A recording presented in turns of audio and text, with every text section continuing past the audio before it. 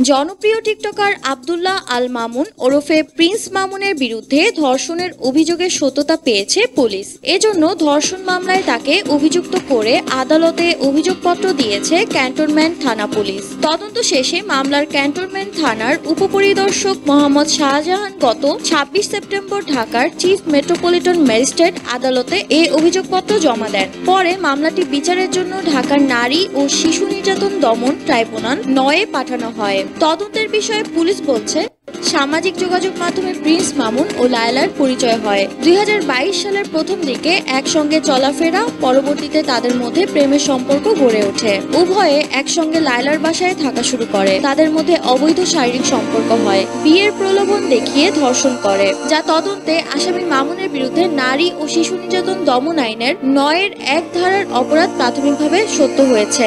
এর আগে গত ৯ জুন প্রিন্স মামুনের বিরুদ্ধে রাজধানীর ক্যান্টনমেন্ট থানায় একটি মামলা করেন লায়লা আক্তার ফরহাদ নামে এক নারী। এই মামলায় মামুনকে গ্রেফতারের পর ১১ জুন আদালতে হাজির করা হয়। তবে শুনানি শেষে আদালত জামিন ও রিমান্ড উভয় নামঞ্জুর করে তাকে কারাগারে পাঠানোর নির্দেশ দেন। মামলার অভিযোগে লায়লা উল্লেখ করেন, মামলার বিবাদী আব্দুল্লাহ আল মামুন ওরফে প্রিন্স মামুনের সঙ্গে আমার গত ৩ বছর আগে সামাজিক যোগাযোগ মাধ্যম ফেসবুকের মাধ্যমে পরিচয় হয়। পরিচয়ের এক পর্যায়ে মামুন আমাকে বিয়ে করবে মর্মে প্রলোভন দেখিয়ে আমার সঙ্গে প্রেমের সম্পর্ক স্থাপন করে। সে আমাকে জানায় তার ঢাকায় থাকার মতো নিজস্ব কোনো বাসা নেই। যেহেতু প্রেমের সম্পর্ক সৃষ্টি হয় এবং মামুন আমাকে বিয়ে করবে বলে জানায়, তাই তার কথা সরল মনে বিশ্বাস করে তাকে আমার বাসায় থাকার অনুমতি দেই। সব শেষ চলতি বছরের ১৪ই মার্চ মামুন আবার ধর্ষণ করে।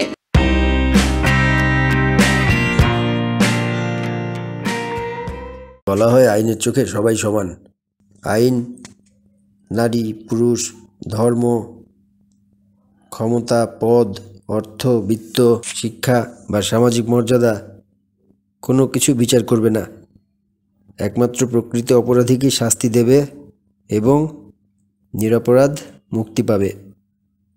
কিন্তু বাংলাদেশের প্রচলিত আইনে এই নীতির প্রতিফলন দেখা যাচ্ছে না। দণ্ডবিধির ৩৭৫ এবং ৪৯৭ ধারায় আইনের চোখে সবাই সমান এই নীতির মারাত্মক বৈষম্য দেখা যাচ্ছে।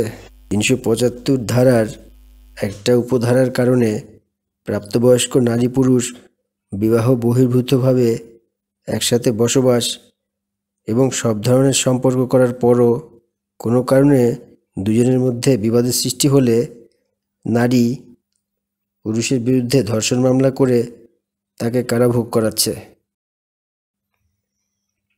সম্প্রতি এ ধরনের একটা ঘটনায় ৫০ বছরের একাধিক সন্তানের এক জননী ২৫ বছরের এক ছেলের সাথে স্বেচ্ছায় দীর্ঘ কয়েক বছর একসাথে বসবাসের পর কোনো কারণে সম্পর্কের অবনতি হলে তার বিরুদ্ধে ধর্ষণ মামলা করে তাকে গ্রেফতার করিয়েছে।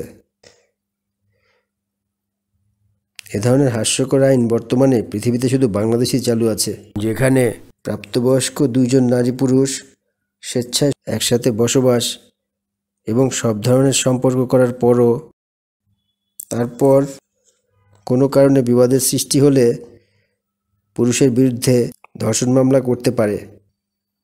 আর এই সব কিছু হচ্ছে ব্রিটিশ আমলে প্রণীত আইনের কারণে। আজ থেকে প্রায় ১৫০ বছর আগে ১৮৬০ সালের প্রণীত দণ্ডবিধির এই ২ ধারা তখনকার সময়ের জন্য উপযোগী ছিল, কিন্তু এখন এই আইন প্রচলিত রাখার কোনো যুক্তি নাই।